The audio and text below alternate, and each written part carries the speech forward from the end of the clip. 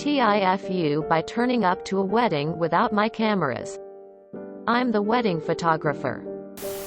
I really fucked up today but managed to pull it back without anyone knowing. I've been a professional wedding photographer for 8+ years and this is my worst fuck up. Yesterday, Friday, I had a 5-hour chest tattoo booked which overran slightly. I needed to rush to get home so I could pack my car to get to a hotel for a decent time as the wedding today is 300 miles away from where I live or roughly 5 hours in UK traffic. I rushed back from my tattoo, in pain and feeling slightly flu-like. If anyone has had a long and painful tattoo session, it's quite common to feel very drained afterwards. I quickly packed my car and headed off. It was a long and boring drive. To top it off, here in the UK there is a petrol shortage, so queues to refill cars are 30 minutes plus and prices seem to have crept up. I arrive at my hotel at 10 p.m. feeling really tired and rather bloody due to not having had time to wash my tattoo yet. On top of this, my throat is beginning to hurt, which always means the start of a head cold. No worries. I can just sleep. Nope. Unpacking my car, I realize I've forgot the most important bag. My camera bag. I had no option but to drive 5 hours. 300 miles. Back home to get the bag. My sat-nav told me it would be 3 a.m. by the time I got home, which I then realized meant I would be back up to my hotel at 8 a.m. For a wedding I had to be at for 9 a.m. So with absolutely no sleep, a sore chest, a throat which now feels like I'm swallowing razor blades, and a high temperature causing me to shiver, I stand here at the wedding with my cameras, incredibly delirious and wondering why the pain medication I took isn't doing anything. I also stand here with less money due to having to pay for the hotel room and 900 miles of fuel for my car, and fairly certain I caused a few speed cameras to go off. TLDR, forgot cameras for a wedding, meaning I had to drive all night to get them. Edit. I've taken 2 COVID tests. One yesterday and one this morning. I'm both double jabbed and have had COVID in January. This is simply a cold that I've had a million times before in my life. Not only that, I'm masked up and using hand sanitizer frequently. I appreciate the concern of other people, but I would never put people at risk. I visit my elderly father lots and would never ever risk his health too. This was just an amusing story which has turned into a COVID debate.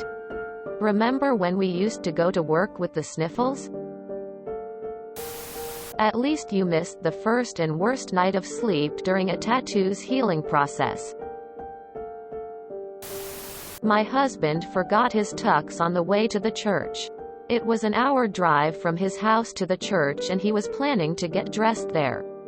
He said halfway there he realized and pulled a U-turn on the highway like in a movie. By the time he turned around and went home and got back on the road, he was late getting to the church. Like, really late. Like missed all the photos he was supposed to take before the ceremony late. I was oblivious because everyone hid it from me, thinking I would freak out. Apparently at one point there was concern he was not going to show up. We've been married 17 years and laugh about it now, but really, who forgets their tux on their wedding day? 900 miles? Almost 1,500 kilometers. Mon. It's even more than London, North Scotland. I'm sorry, mate. All the best to you. I'm going off to shoot a wedding today and laughed a bit at this. I try really hard to make the day before a shoot a low event day. If possible. No sudden movements. No changes in routine. Haha.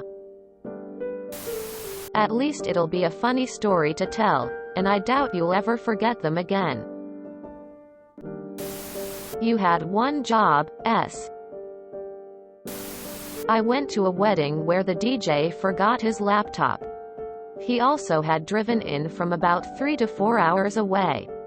He was apologetic, but Jesus man. It's your whole job. He was somehow play music off his iPhone connected to his AV system. Sounded terrible most of the time and cell service was spotty, so lots of stuttering from buffering. Step 1. Call your best mate. Step 2. Promise him free drinks and a wingman for chatting up any interested bridesmaids. Step 3. Camera delivery. I'm a wedding photographer too, and I have this nightmare all the time. Flushed. I'm so sorry this actually happened to you. I'm also a wedding photographer. This is my literal reoccurring nightmare. I've forgotten SD cards before. Once I forgot a Zoom mic for vows audio, batteries, etc. over the year, but the big one I've never forgotten was at least a camera. I started keeping my X100 setup in my car at all times, locked in my glove box from now on. Just to be safe, haha. Are 9 a.m. weddings more common than I think? I've been in something like 12 weddings and I think early afternoon was the earliest, with most being 6 p.m. and later. My wedding photographer had a similarly miserable day on our wedding. She was a friend of ours we were hiring, and I told her the correct dates several months in advance. But she thinks she may have mis-entered them into her calendar and reminders. Anyway, she sends me a text on Friday night, all prepped for Sunday, and I respond, "What do you mean? The wedding is tomorrow." She had been booked for a night shift at her regular job from Friday night into Saturday and had planned to spend Saturday turning herself around so she could photograph my wedding on Sunday. After double-checking that I had indeed sent her the correct date, she grit her teeth and did both her shift and the wedding. It was a morning wedding, lunchtime reception. She did a great job even when super sleep-deprived. But having done unexpected 16-hour overnight into day double shifts a few times myself, I know how brutal it is.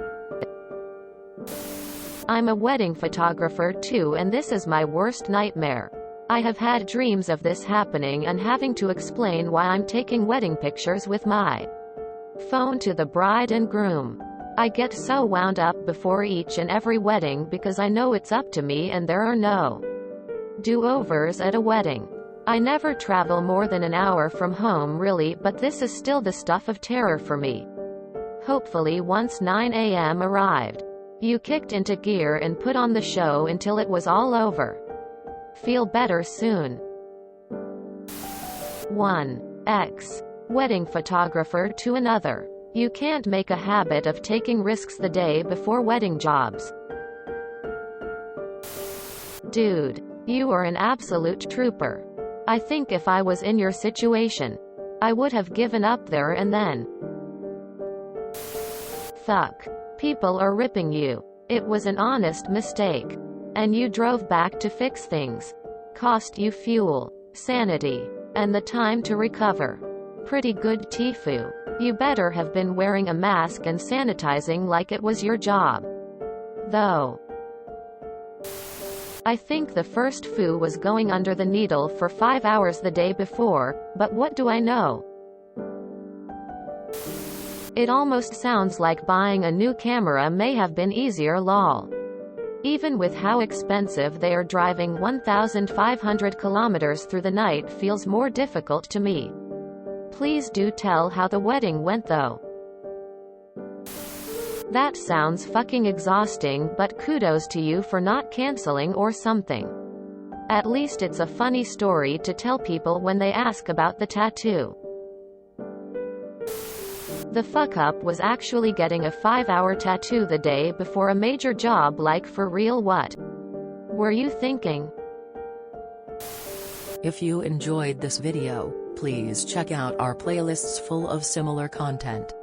Epic Ericast is like doom scrolling for your ears. Please like, share, and subscribe.